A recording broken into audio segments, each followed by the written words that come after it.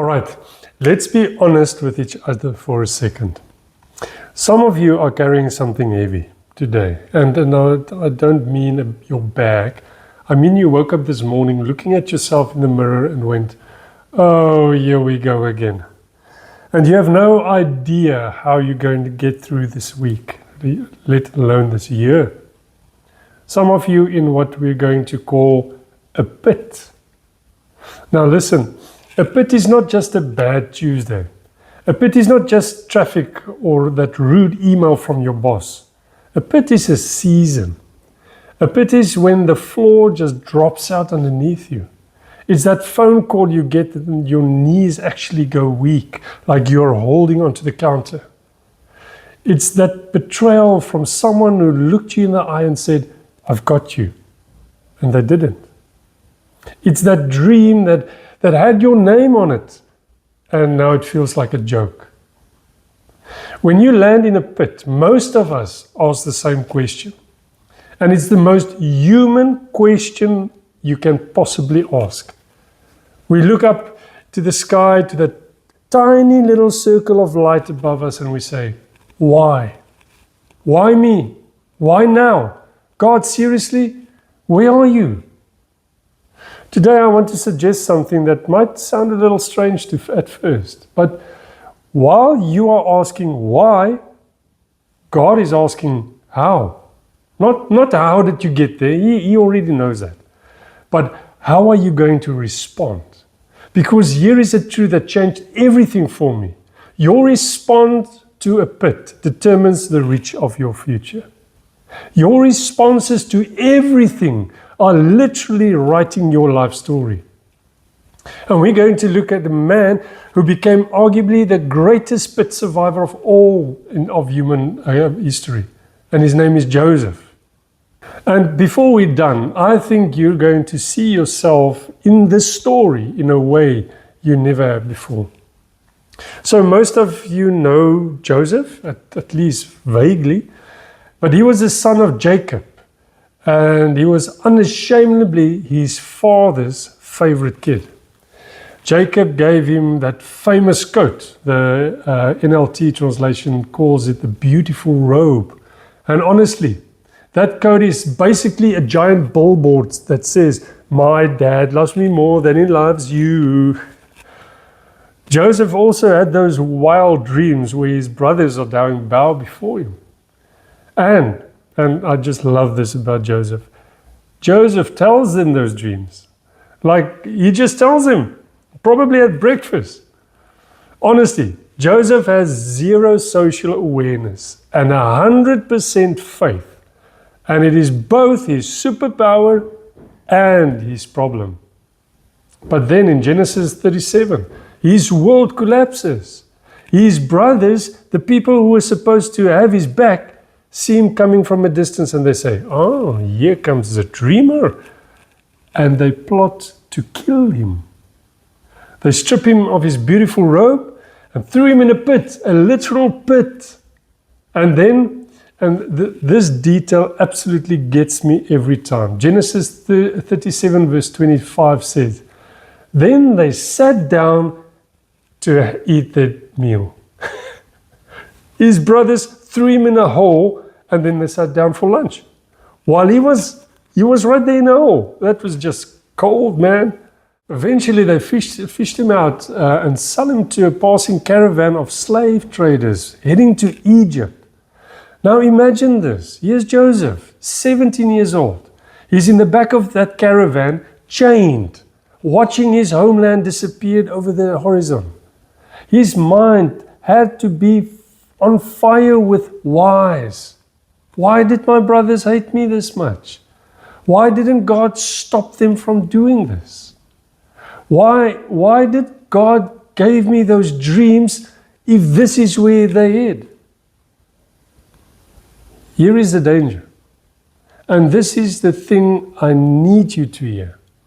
Why is a backward-looking question. When you're obsessed over why you are in the pit, you stay emotionally tied up to the person or to the moment that put you there. You keep replaying the scene. You keep rehearsing that argument. You are chained to a caravan, but the chains isn't around your wrists. It's around your mind. And here's the shift that changes everything. Stop asking, why is this happening to me? And start asking, God, what do you want me to do through this? Because why looks at the problem. What looks for the purpose. The purpose is the only thing that can ever survive the pit. So Joseph arrives in Egypt. He's brought as a slave by a high-ranking government official named Potiphar. And we might expect the Bible to say, and Joseph suffered greatly, and God was far away, but one day he will come back. But that's not what the Bible says. Listen to Genesis 39 verse 2. This is one of the most remarkable sentences in the entire Bible.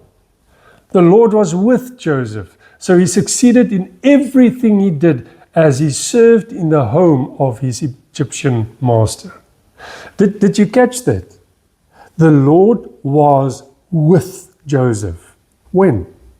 While he was a slave. Not after the promotion, not after the redemption, not on the other side of the suffering, during the suffering.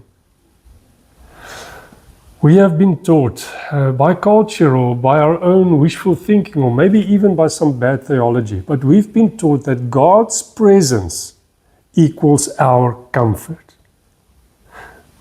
That if God is with you, things go smooth. God is with you and He blesses me when the check arrives, the cancer clears, or the relationship heals. And if things are hard, what then? Well, maybe then God just stepped out for a minute. Maybe God has just forgotten about me. But the Bible refuses to play that game. Joseph was a slave.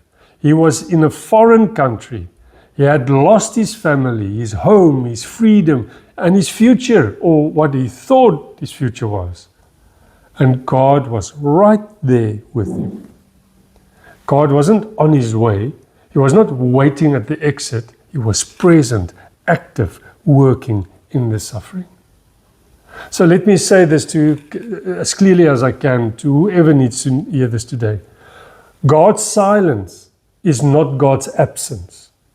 Sometimes the silence is the whole point, because it is in the silence that you are forced to decide, do I actually trust this God, or do I only trust Him when He gives me what I want? You don't build endurance on a sunbed. You build endurance on an uphill climb. You don't build faith when everything is visible and safe. You build faith when you're walking in the dark and you're choosing actively, stubbornly, sometimes through tears, but you choose to trust the one who can see what you can't see. You choose to trust God in spite of your circumstances. There is a theological word for what God is doing with Joseph in this season, and that word is formation. God is not punishing Joseph. He is forming him. The pit is not God's rejection. It's God's curriculum. Eugene Peterson, the scholar and pastor who gave us the Message paraphrase. Now, Eugene Peterson once said that the spiritual life is not just a straight line from earth to heaven. It is a long, hard, beautiful obedience in the same direction. And some of that obedience happens in the dark. God didn't abandon Joseph. He was repositioning him. And if you are in a pit today, I want to suggest to you, gently but firmly, God has not abandoned you either. Okay, so now we know that God was with Joseph in the pit. Great. But here's my question. What was Joseph doing while God was with him? Was he moping? Was he doing the bare minimum to get by? Was he sneaking Egyptian Netflix and just waiting for the deliverance? No. Here is what Genesis 39 tells us, and I love this. Joseph worked with such incredible excellence and integrity that Potiphar eventually puts him in charge of everything, his whole household, all his assets. Genesis 39 verse 6 says, Potiphar didn't concern himself with anything except the food he ate. He handed the whole organization and operation to Joseph. Let it sink in. Joseph was a slave who got promoted to a CEO. How? Because Joseph made the decision that I believe is one of the most powerful decisions any human being can make. He decided, I may not control my circumstances, but I can control my character.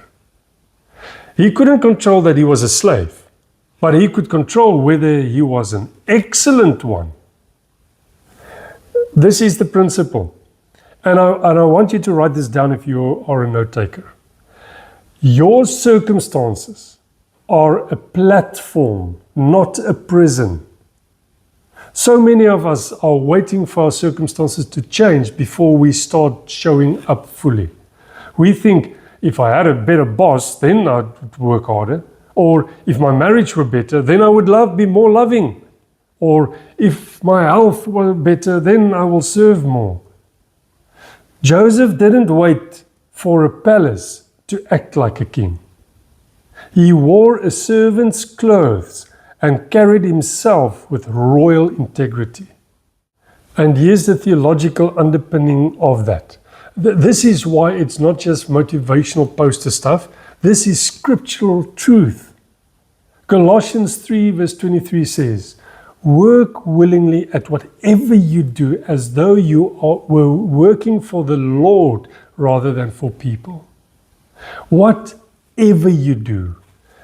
Not just that dream job, not just the calling you feel so passionate about, even that dreary Thursday morning task, the job you're overqualified for, the role nobody sees. Work as though God is your boss, because, spoiler alert, He is. Jesus actually said something about this that I think we skim past too quickly. It's in Luke 16 verse 10. He says, if you are faithful in the little things, you will be faithful in the large ones. Faithfulness in the little is not just a side note to your destiny. It is the pathway to it. God doesn't give people great responsibility and then teach them faithfulness. He teaches them faithfulness and then He gives them great responsibility. My friend, the pit is a test. Not a test to fail you, a test to qualify you. And the question the test is asking is simply, who are you when nobody is watching and things aren't going your way? Don't let the pit steal your best. Give God your best right where you are, right now, today, even in the pit. Joseph's story doesn't end in the pit, and it doesn't even end at Potiphar's house. After his incredible run at Potiphar's house, Potiphar's wife falsely accuses him and he gets thrown into prison. Pit, to promotion, to prison. If this were a movie, we'll be yelling at the screen right now. But even here, Genesis 39:21 says, the Lord was with Joseph in the prison. Still there, still present, still forming. And eventually, in one of the greatest plot reversals in all of literature, Joseph rises from prison and becomes the second most powerful man in Egypt. He saves the entire known world from famine. He is reunited with his family. His brothers stand before him, shaking, expecting revenge. And Joseph says one of the most theologically profound things anyone has ever said. Genesis 50:20. You intended to harm me, but God intended it all for good. He brought me to this position so I could save the lives of many people. You intended to harm me, but God intended it for good. Joseph doesn't deny the harm. He doesn't pretend the pit wasn't real or the betrayal didn't hurt. It did. But he has watched long enough and lived faithfully enough to see what God was doing through the whole story. God can take the harm of your pit and redirect it into the good of His plan. But it requires a specific response from you. As we close, here are two things I'm asking you to take with you today. First thing, release the why. Stop reliving the past. Stop rehearsing the betrayal. Stop staring at the people who pushed you in the pit. Turn your face towards God and ask, what now, God? Let that be your prayer this week. God, what now? What do you want me to do? What do you want me to learn out of all of this? And then the second thing I wanted you to take with you. Own your how. Decide today, not when things get better, today, that you will not let this pit define your character. Whether you are in the pit, the prison, or the palace, bring your best. Show up with integrity. Work like God is watching, because He is. God is with you in the dark. He hasn't forgotten the dream He gave you. He's not behind schedule. He's not confused by your situation. He is present, He is purposeful, and He is for you. And on the other side of the pit, there is a purpose so large that one day you will look back and whisper the way Joseph did. Oh, that's what you were doing in the pit. Don't give up. Give your best and learn from the pit.